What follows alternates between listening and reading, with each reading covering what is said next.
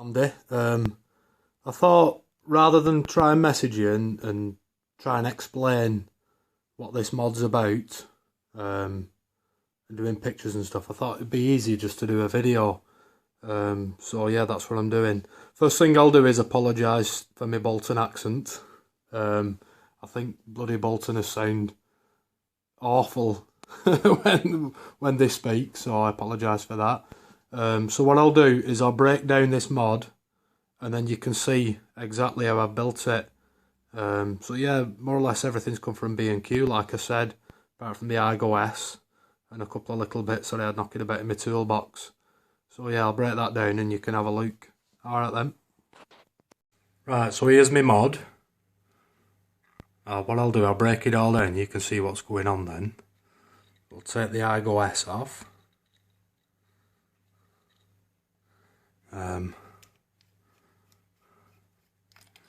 Button, I'll show you all this after. 14650 battery. Top cap with your 510 connector. And when I bought this from B&Q, it comes like that with these brass ends on. But I thought that looked pretty cool with them on. Right. Move the battery. I'll have a look at the top cap first. So this is, I think it's called the OCD 510 connector from Stealth Vape. And all I've done is put it on these pipe reducers. I can't get the blooming thing off.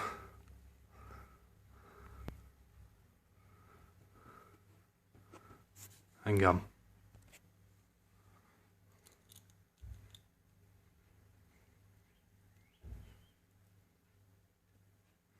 That's it.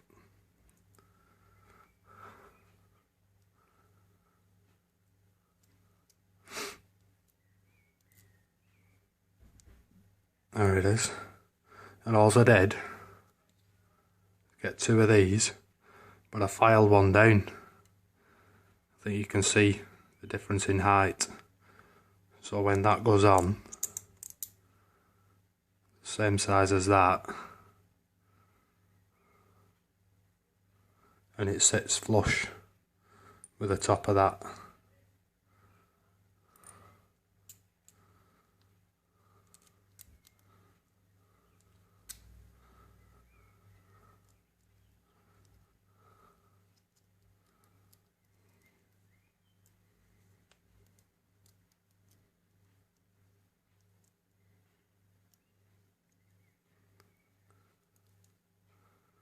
So that's your top cap.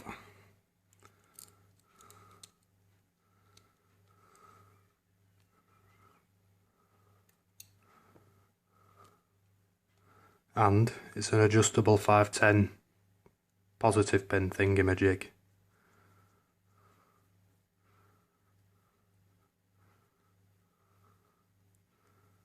You just turn that, and I think that's probably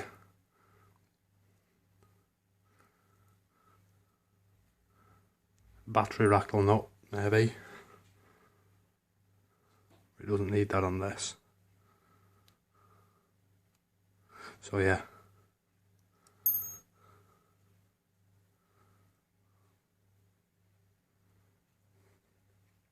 Now the button, here's the button. Gone a bit mad with nuts. You don't need all them on. They're just spurs.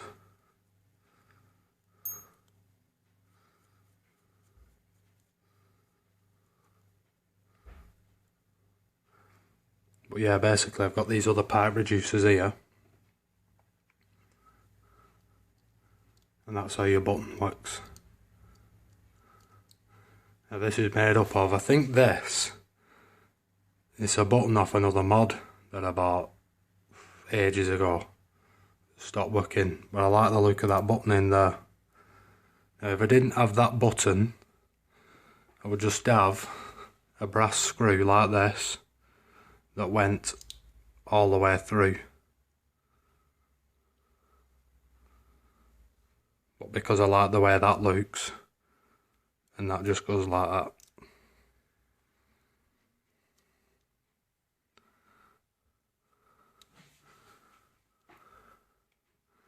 And this is made up of a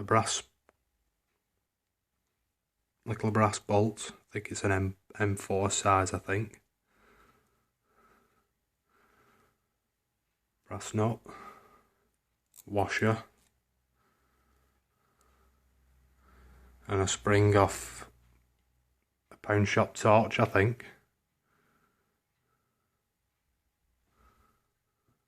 So yeah, build it all back up again now. So spring, washer, no, bolt rather, and stick a nut on.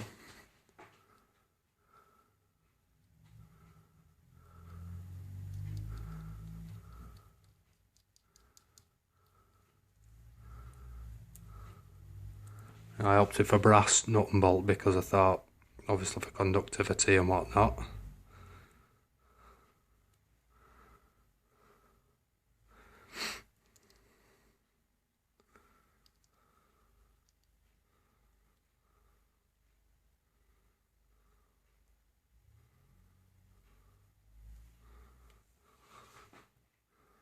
So that's about right.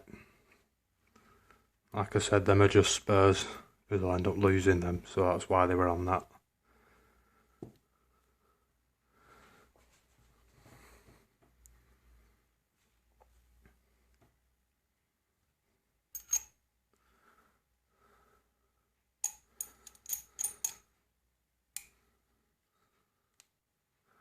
Top cap.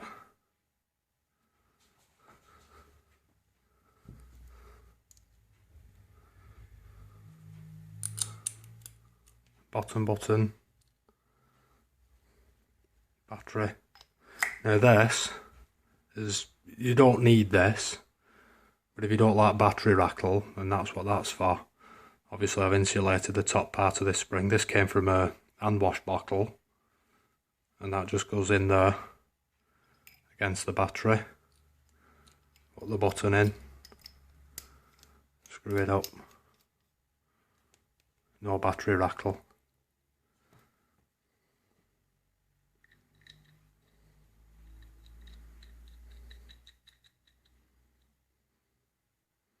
And obviously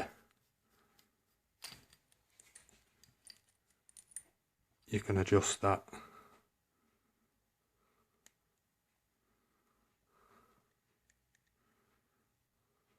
So it sits flush.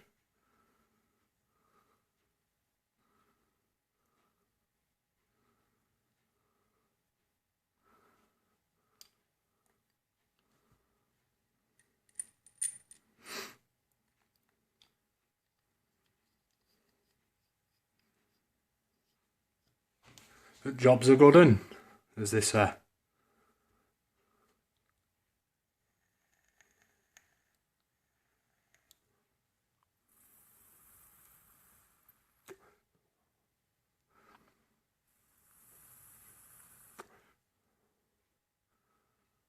That's it. That I forgot to mention in the video is on the 510 connector where it goes through them pipe reducers. I did have to drill it out slightly.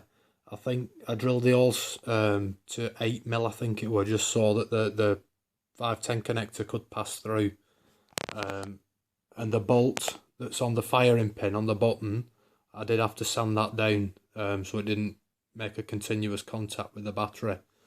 But yeah, other than that, hope you can have a do yourself. I'll see you later.